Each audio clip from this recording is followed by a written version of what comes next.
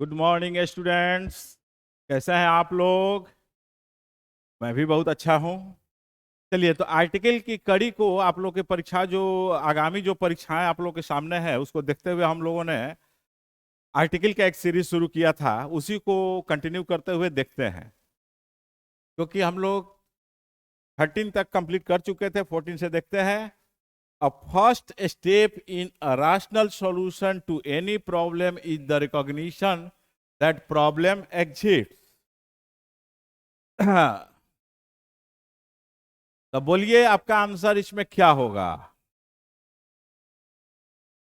क्योंकि कहीं ना कहीं कोई एरर है, बतलाइए।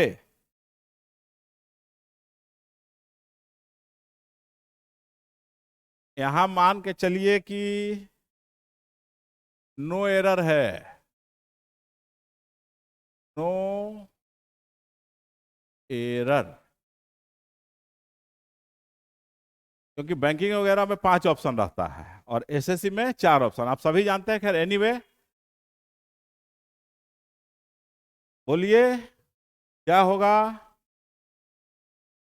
हम ही बतलावे। तो देखिए, यहां देख रहे हैं कि अ फर्स्ट स्टेप, तो फर्स्ट क्या है? संख्या है। क्योंकि एडजेक्ट न्यूमरल एडजेक्टिव आप जानते हैं कि 2 होता है। कौन कौन? बोलिए। डेफिनिट और इनडेफिनिट। तो ये डेफिनिट न्यूमरल एडजेक्टिव का पार्ट है फर्स्ट। डेफिनिट में भी यह क्या है? ऑर्डिनल है, क्योंकि संख्याएं 2 होती हैं।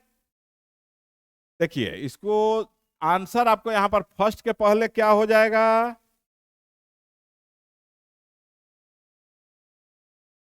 यहां पर गलती है। आपका आंसर होगा ए। क्योंकि फर्स्ट के पहले यहां पर क्या आना चाहिए? Definite article the. और क्यों आना चाहिए, थोड़ा सा उसको भी हम लोग यहां पर समझ लेते हैं, क्योंकि इससे रिलेटेड कुछ क्वेश्चन पूछता है कार्डिनल ऑर्डिनल से। ठीक है, यहां पर जब यह क्वेश्चन आ गया है तो इसको देख ले। हो सकता है कि ये नहीं दे करके कोई दूसरा चीज दे दे। ठीक है, क्योंकि आप लोग को पहले भी बता चुके हैं कि इंग्लिश लैंग्वेज जो है कि किंतु परंतु इफ बट से भरा हुआ है, महाभारत से भी ज्यादा भरा हुआ है। और हर एक इफ बट पर भी ध्यान देना है। क्योंकि अगर मैट्रिक लेवल और इंटर लेवल का एग्जाम देते हैं तो थोड़ा इजियर क्वेश्चन रहता है कंपैरेटिवली ग्रेजुएट लेवल। तो सारे चीजों को हम लोग को देखना है, क्योंकि ये नहीं है कि आपको एमटीएस ही देना है, सीएचएसएल ही देना है, आपको सीजीएल भी देना है और बैंकिंग वगैरह भी देना है। तो थोड़ा सा देखिए, यहां पर एक जगह क्या हो जाएगा? द हो जाएगा। क्यों हो जा रहा है यह देखिए कि आप जानते हैं, थोड़ा पर यहां आ गया है तो हम लोग देख लेते हैं कि न्यूमरल एडजेक्टिव तो होता है। कौन कौन? इनडेफिनिट न्यूमरल एडजेक्टिव, और दूसरा हो जाएगा डेफिनिट न्यूमरल एडजेक्टिव। तो इनडेफिनिट में क्या, जो अनिश्चित संख्या को बतलावे। तो अनिश्चित संख्या क्या हो गया? जैसे कि इसमें आपको एग्जाम्पल दे रहे हैं, डिटेल्स में हम लोग डिस्कस करेंगे जब चैप्टर वाइज पढ़ेंगे। तो मेनी, सम, अ फ्यू, इटिसेट्रा। ठीक है, इससे जो है कि अनिश्चित संख्या का बोध होता है, संख्या का बोध होता है लेकिन अनिश्चित। सम स्टूडेंट्स हैव कम, कुछ छात्र आए हैं, अनिश्चित है संख्या। नहीं, many students have got a job in this bank. तो यहां मेनी स्टूडेंट्स का मतलब क्या हो गया? बहुत लड़के, लड़कों की संख्या अधिक है लेकिन डेफिनिट नहीं है। दूसरा है कि डेफिनिट न्यूमरल एडजेक्टिव। तो डेफिनिट न्यूमरल एडजेक्टिव का भी डिवीजन है। तो कौन कौन? तो कार्डिनल न्यूमरल हो जाएगा और ऑर्डिनल हो जाएगा। हो जाएगा ना? तो देखो बच्चों, ध्यान देना है। कार्डिनल हो गया जैसे 1, 2, 3 एंड सो ऑन। और ऑर्डिनल जो क्रम को बतलाता है, क्रम, ऑर्डर।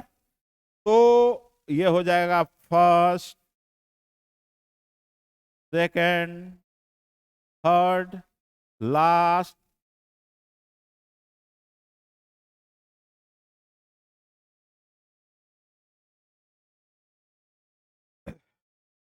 तो ऑर्डिनल में कौन कौन आ रहा है? First, second, last, etc.. ये सब क्या बताता है? क्रम को बतलाता है। तो ये आर्टिकल का एक रूल है कि जब ऑर्डिनल नंबर आता है तो उसके पहले हम लोग डेफिनेट आर्टिकल द का प्रयोग करते हैं। इसलिए यहां पर, सॉरी,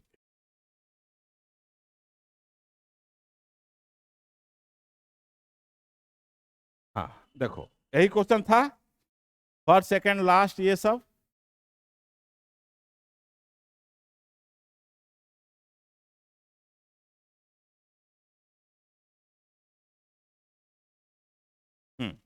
फर्स्ट, सेकेंड, इसी में लास्ट भी आ जाएगा।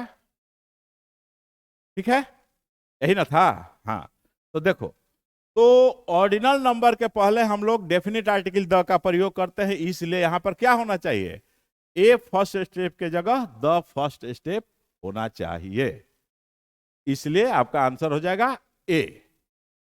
ठीक है, लेकिन ये भी ध्यान रखना कि कभी कभी यह जो है एडवर्ब का भी फंक्शन करता है, तो जब एडवर्ब का फंक्शन करेगा तो उसके पहले आर्टिकल नहीं लगेगा। ठीक है, इन सब चीजों को इन डिटेल्स जब हम लोग टॉपिक वाइज डिस्कस करने लगेंगे लाइव क्लास में, उस समय सारे चीज को बतलाएंगे। यहाँ केवल यही समझो कि यहाँ पर ये ऑर्डिनल नंबर है, इसलिए इसके पहले एक की जगह द आएगा। एक चीज ध्यान रखना, एक और क्वेश्चन इससे रिलेटेड आता है, क्या? तो वह आता है, मिटा दे इसको, ठीक है।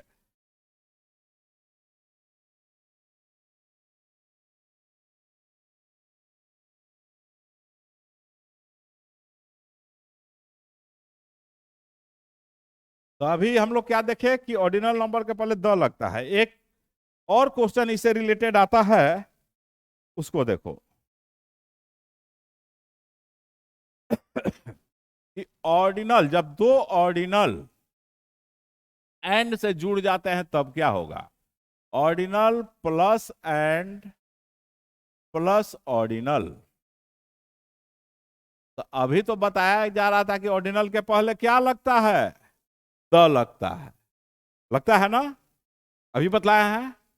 तो यहां तो सिर्फ ऑर्डिनल नंबर था इसलिए द लगा दिया, लेकिन अब देखो, ऑर्डिनल नंबर के साथ ऑर्डिनल नंबर को एंड से जोड़ दिया जाए और इसके बाद यहां पर नाउन को प्लेस किया जाए, तो ध्यान देना मेरे बच्चों, अगर ऐसा सेंटेंस रहेगा तो ये आर्टिकल, ऐसे तो पढ़ते हो कि अगर दो आर्टिकल आ गया तो प्लूरल नाउन का प्रयोग हो जाता है, लेकिन ऐसी बात नहीं है। अगर हम लिखते हैं कि the first and the second, अब मान लो यहां खाली स्थान दे देते हैं, चैप्टर लिख देते हैं और एक चैप्टर्स लिख देते हैं।